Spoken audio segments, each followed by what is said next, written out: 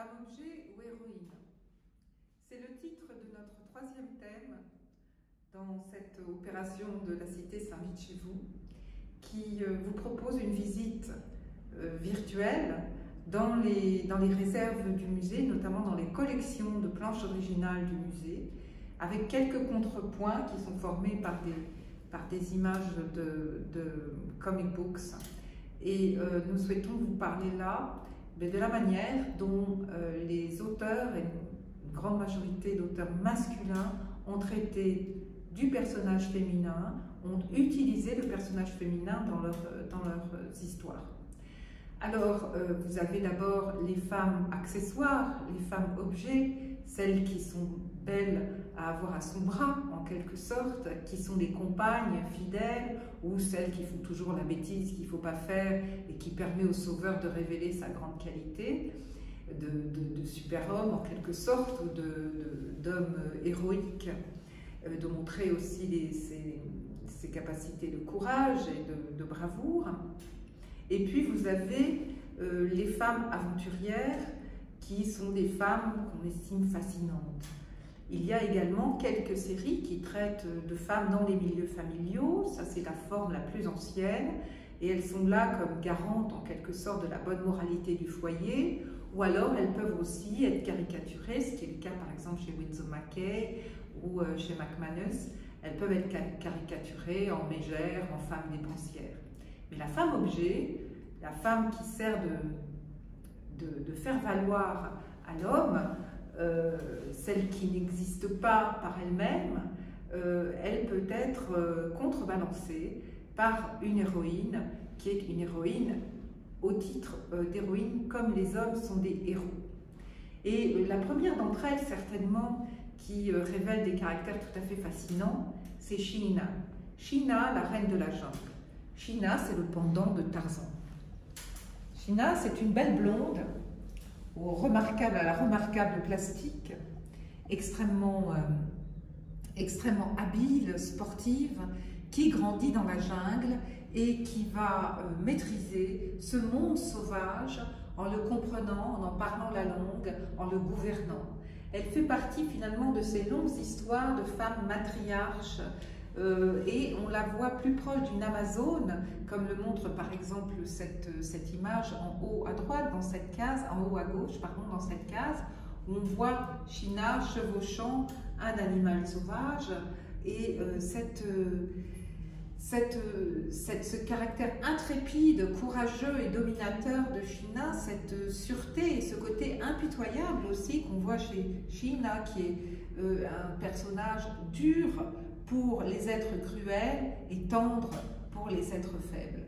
Donc Sheena, c'est celle qui vient équilibrer ce monde de la jungle et qui fait le lien entre l'humanité et la sauvagerie du monde en essayant de le tempérer, au même titre que Tarzan.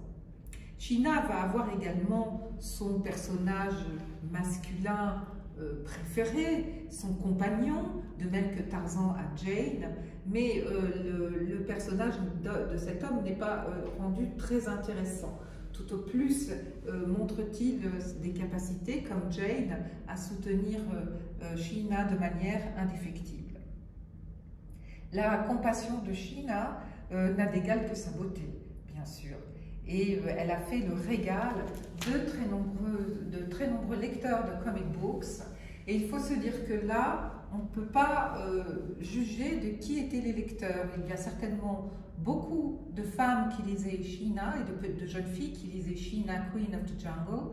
Mais il y avait aussi certainement beaucoup de garçons qui lisaient Sheena parce que les intrigues autour de Sheena sont aussi passionnantes que celles qu'on voit autour de Tarzan.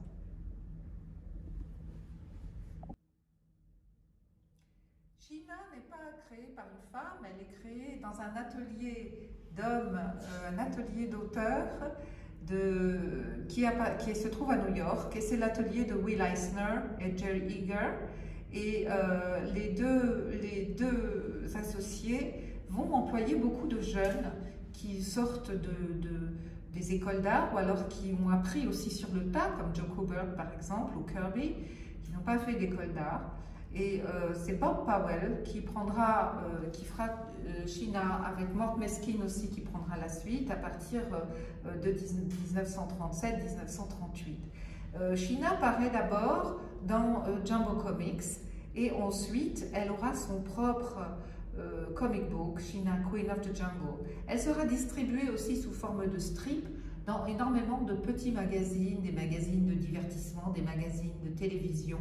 C'est pour ça qu'on connaît pendant assez longtemps l'histoire de Sheena, Reine de la Jungle, parce qu'elle a été également traduite pour apparaître dans des journaux télévisés jusque dans les années 70, dans des journaux, des programmes de télévision, jusque dans les années 70.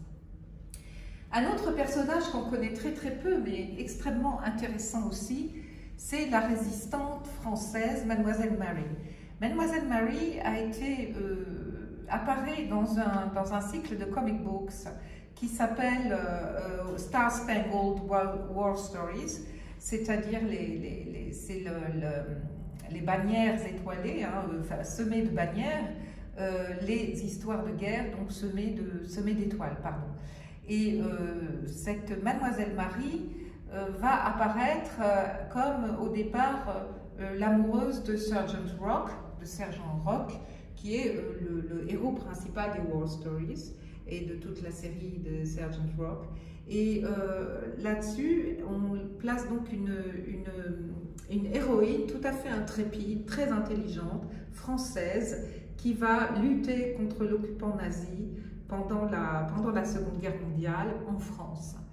Et elle est d'une vaillance, elle est d'une bravoure, elle est aussi d'une efficacité et d'une intelligence tout à fait hors du commun. Et bien entendu, elle est extrêmement belle et très athlétique.